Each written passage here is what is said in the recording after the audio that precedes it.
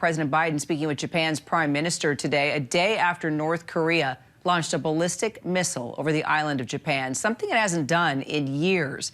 Well, thankfully, that missile landed harmlessly in the water, but it's led to a lot of anxiety in Tokyo and here in our nation's capital. ABC's Kenneth Moton live here in Washington with more. So, Kenneth, what more are we learning about this launch?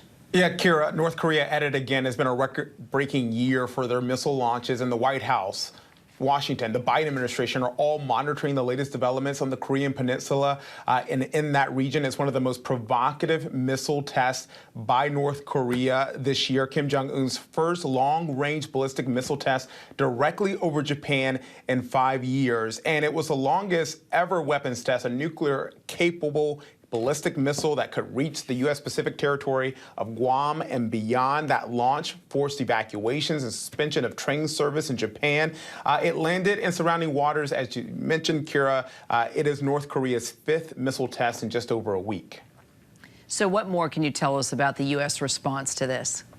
Yeah, we're actually getting rare statements from the White House on this just because of how provocative it was. President Biden, as you mentioned, Kira, at the top there, he spoke with Japan's prime minister earlier today to talk about next steps because of this nuclear ballistic potential here, capability. And it was a rare statement because we typically don't hear from the White House when these missiles go up.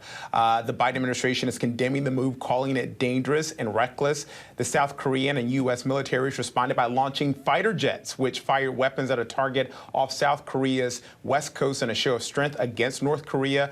North Korea, as I mentioned, Kira, this has been record-breaking for them. They test-fired about 40 missiles over about 20 different launch events this year as Kim Jong-un refuses to return to nuclear diplomacy with the U.S. here. We know there are a number of U.S. counterparts for the National Security Advisor who he's speaking with overseas in South Korea and Japan to make sure they keep watch on this situation.